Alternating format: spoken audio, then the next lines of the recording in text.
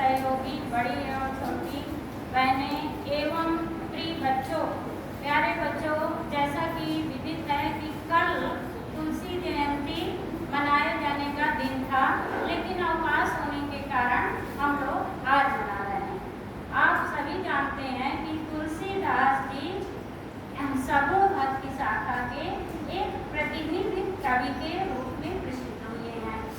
इनके जन्म एवं जन्म स्थान के संबंध में विद्वानों में बहुत मतभेद है।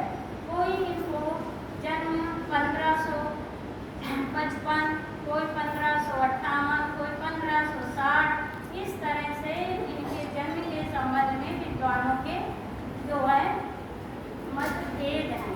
लेकिन जो है अधिकतर विद्वान इनके एक दोहे के अनुसार उसी तिथि को सही स्वीकार करते हैं। उनके जन्म के संबंध में एक दोहा प्रचलित है,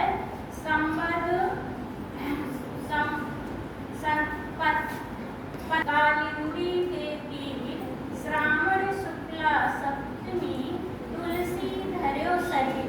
इसी के अनुसार इनका जन्म स्थान माना जाता है और इनके जन्म को बांदा जिले के राजापुर गांव में अधिकतर विद्वान मानते हैं। कोई सोरो मानता है, कोई जो है एटा मानता है, लेकिन बांदा जिले को अधिकतर विद्वान इसी को स्वीकार करते हैं। बच्चों, जन्म इनके समय में तुलसीदास जी एक ब्राह्मण परिवार में जन्मे थे। इनके पिता का नाम आत्माराम दुबे था और इनकी माता का नाम तुलसी था। बचपन में ही इनके माता पिता का स्वर्गवास हो गया था और इनका पालन पोषण बाबा नरहरि दास के संरक्षण में हुआ था और वहीं पर इन्होंने वेद वेदांगों का अध्ययन किया।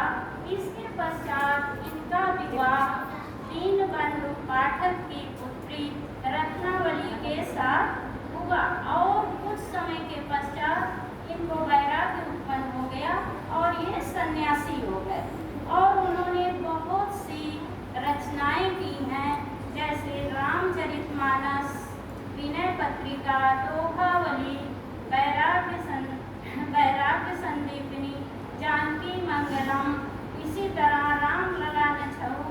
अत्यंत जो है इनकी 13 प्रमुख रचनाएं हैं और इनकी इसी दोहावली की एक रचना का एक दोहा मैं आप लोगों के सामने प्रस्तुत करने जा रही हूँ, जो मुझे याद आ रहा है। हरऊ चरणी तापहि बरत हरई पसारे हाथ, तुलसी स्वारथ मीत सब परमारथ रघुनाथ। इसका बच्चों अर्थ है कि जब वृक्ष हरा होता है तो सारे जानवर खा लेते हैं और जब वृक्ष सूख जाता है तब जो है हम लोग आग जला के ताप लेते हैं और जब उसमें फल लगे होते हैं तो हम लोग हाथ फैला के तोड़ लेते हैं। तुम लोग अमरूद वगैरह लगे रहते हैं तो तोड़ते हो ना। तो प्रभु ही ऐसे हैं जो सब स्वार्थ के लिए हैं और प्रभु ऐसे श्री राम की परोपकार के लिए प्रभु कुछ नहीं लेते हैं और सारे सब स्वार्थ के लिए ही हर व्यक्ति एक दूसरे से स्नेह भी करता है। ये और समझ लीजिए उनकी महान रचना है रामचरितमानस, जिसके वो आधार मान करके उन्होंने हमारे देश को बहुत बड़ा संदेश दिया है। भाई भाई के प्रति, माता पिता के प्रति आदर्शों का बहुत सुंदर वर्णन किया गया है। और बच्चों, एक प्रश्न और आता है मन में कि इन्होंने श्री राम को अपने काव्य का नायक बनाया, क्योंकि सनातन काल से बंधी हुई मर्यादाएं जो थी वो चली आ रही थी, कुछ स्वतः टूटने लगी, कुछ तोड़ने वाले लोग भी समाज में आगे आ गए। वो लोकनायक कवि थे, उनको लोकनायक कवि कहा गया। उन्होंने इस समाज की व्यवस्था को देखा, सुना और समझा और उन्होंने इसको लोक व्यवस्था देना उन्होंने अपना धर्म समझा। इसीलिए व्यक्तित्व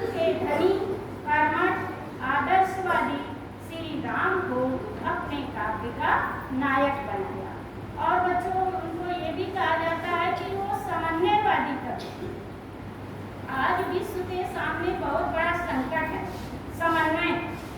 तो इसमें क्या है कि देखिए जाति, धर्म, संप्रदाय और सबल निर्बल सबका चतुर्दिक जो है प्रदूषण फैला हुआ है। ऐसे ही तुलसीदास के समय में भी था।